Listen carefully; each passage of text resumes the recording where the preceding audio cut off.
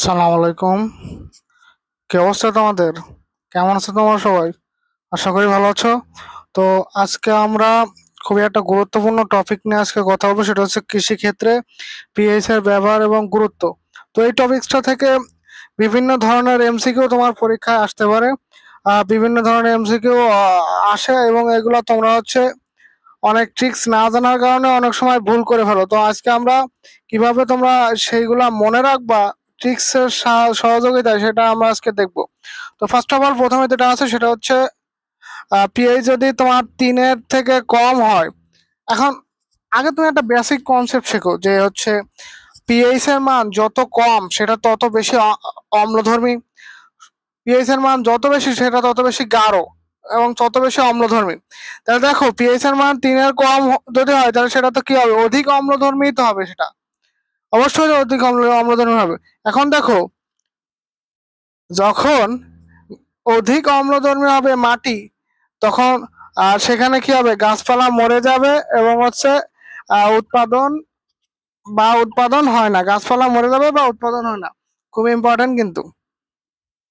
ওকে, এবার দেখো, এখন এটা তো আমার প্রভাব পড়ছে। এখন আমার করণীয় কি?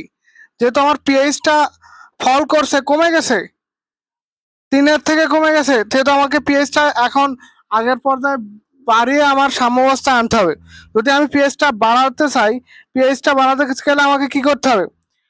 আমরা কি জানি পিএইচ হচ্ছে অ্যাসিডের ক্ষেত্রে কম হয় আর বেজের ক্ষেত্রে কি হয়, পিএইচ গুলো একটু বেশি হয়। ঠিক আছে, তাহলে সেক্ষেত্রে আমার পিএইচ যদি বাড়াতে হয় তাহলে আমার অবশ্যই কি করতে হবে, ক্ষার যোগ করতে হবে। এখন দেখো, এখানে ক্ষার কোনগুলা দেখো, ক্যালসিয়াম অক্সাইড কি একটা ক্ষার। এখন আগে তুমি বলো যে ক্ষার তুমি কিভাবে চিনবা? ক্ষার চিনার উপায় হচ্ছে তোমার ধাতুর অক্সাইড হচ্ছে বা হাইড্রোক্সাইড, সেগুলো হচ্ছে ক্ষারধর্মী, আর অধাতুর অক্সাইড হচ্ছে অম্লধর্মী। ঠিক আছে, এখন দেখো ক্যালসিয়াম অক্সাইড, ক্যালসিয়ামের অক্সাইড তাহলে কি, ক্যালসিয়াম কি ধাতু, ধাতুর অক্সাইড কি অবশ্যই ক্ষারধর্মী। তাহলে ক্ষারধর্মী মাটি তোমাকে ইউজ করতে হবে। আর হচ্ছে ডলোমাইট, যেমন calcium carbonate into magnesium carbonate. ঠিক আছে, ক্যালসিয়াম এবং ম্যাগনেসিয়াম কি অবশ্যই তারা হচ্ছে ধাতু। তাহলে ধাতুর কার্বনেট অক্সাইড বা হাইড্রোক্সাইড এরা কি অবশ্যই ক্ষারধর্মী হয়। আবার দেখো অ্যামোনিয়াম কার্বনেট, এটাও কি, এটা হচ্ছে আমার ক্ষারধর্মী।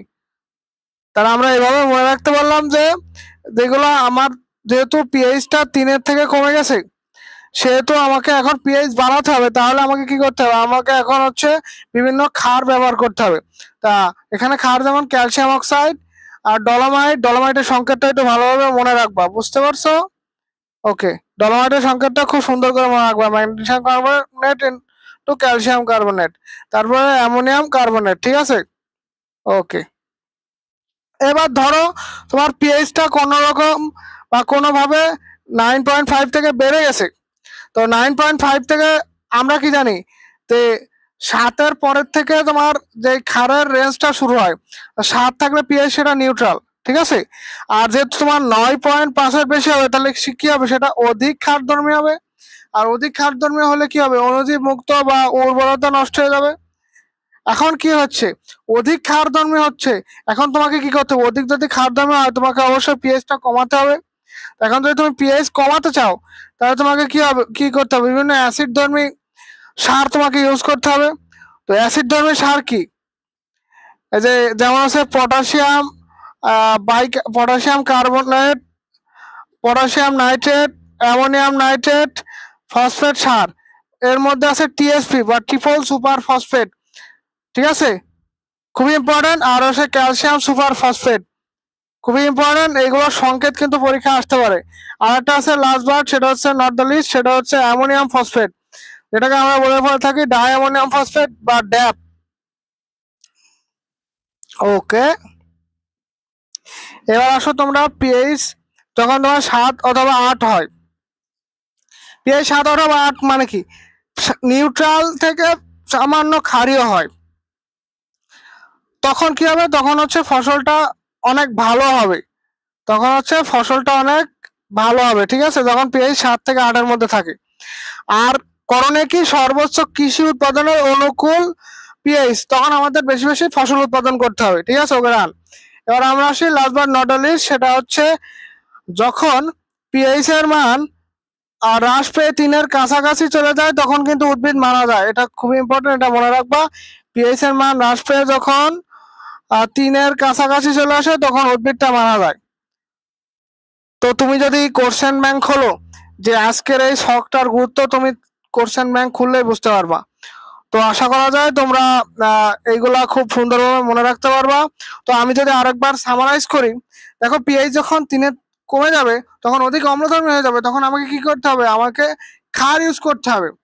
ক্ষার আমরা অপশনে ক্ষারগুলো খুঁজবো এবং যেগুলো অ্যাসিড আছে সেগুলো আমরা এলিমিনেট করে দেবো, তাহলে আমরা কোশ্চেন অ্যান্সার পেয়ে যাবো। তো ক্ষারের মধ্যে আছে ক্যালসিয়াম অক্সাইড, ডলোমাইট আছে এবং হচ্ছে অ্যামোনিয়াম কার্বনেট আছে, ঠিক আছে ওগ্রান।